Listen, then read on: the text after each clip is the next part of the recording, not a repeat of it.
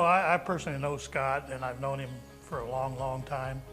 And it's just Grand Island workers in general, our public workers, our first responders, our city workers, we have the best. I mean, being out the airport for about 20 years, I worked with all the different trades from the city, and I've never seen a group of people that did such a good job. I'm really proud of everything they do. And just like we had the utility workers here last week, that they go and help other cities and states when they have problems. That's amazing. Grand Island's number one.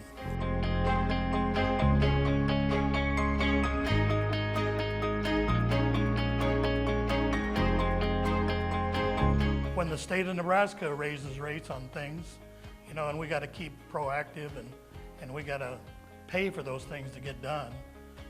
So we have no choice but to raise the fees too. I mean, I don't like to pay the fees. Just the other day, I had to close a street over here for their presentation they're going to have on the Vietnam, and it cost me $100. I said, oh my goodness. But I understand, and I went through all these different departments. It costs money to do anything.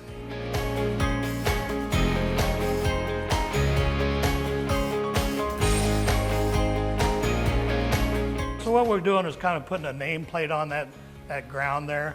So a future, it's 50 years. They built the cemetery, the new cemetery, with 50 years in mind. But the 50 years after that, we're thinking, proactive 100 years down the line. So we're going to need more land eventually. So that land is just set aside with a nameplate on it that is for future growth of the Veterans Cemetery, which we need to do so that it didn't get used for something else over those years.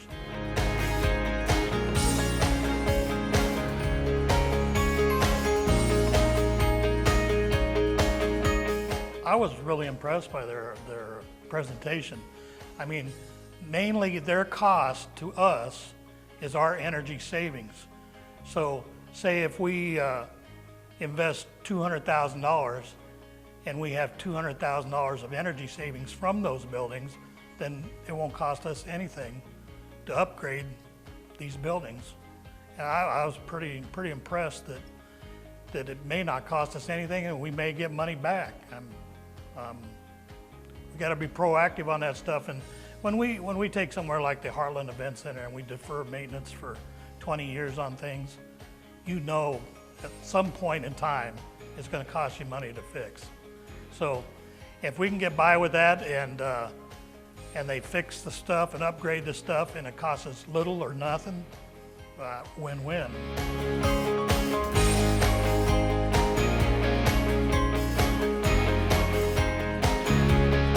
I think with Venue Works running it and their concept of what they're going to do, and there are other facilities that they're going to bring shows in from other facilities, team us up with them. And I think it's only going to get better. I think over the years, and even with the addition of the ice, if we can get the ice working, and if we can get Disney on Ice, and just like Kearney does, and let people skate, I think it's nothing going to get better and better. And especially if we can get it turned on and everything, and it's not going to cost us little or no money.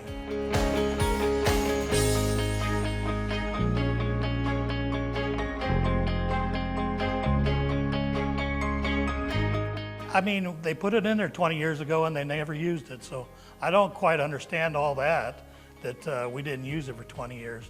But if it's there and we can use it, and people want to go skating, people want to watch Disney on Ice or whatever shows they can get, or watch hockey when it comes here, I think anything we can add to Grand Island to make it better and make more people happy about things that's going on in Grand Island, I think it's just a win-win situation.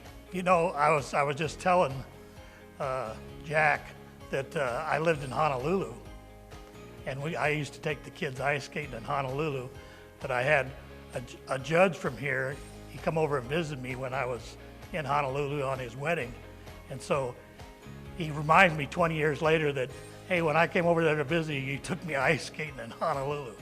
So, And I know he's probably watching this, so he knows who he is. But he skated in Honolulu.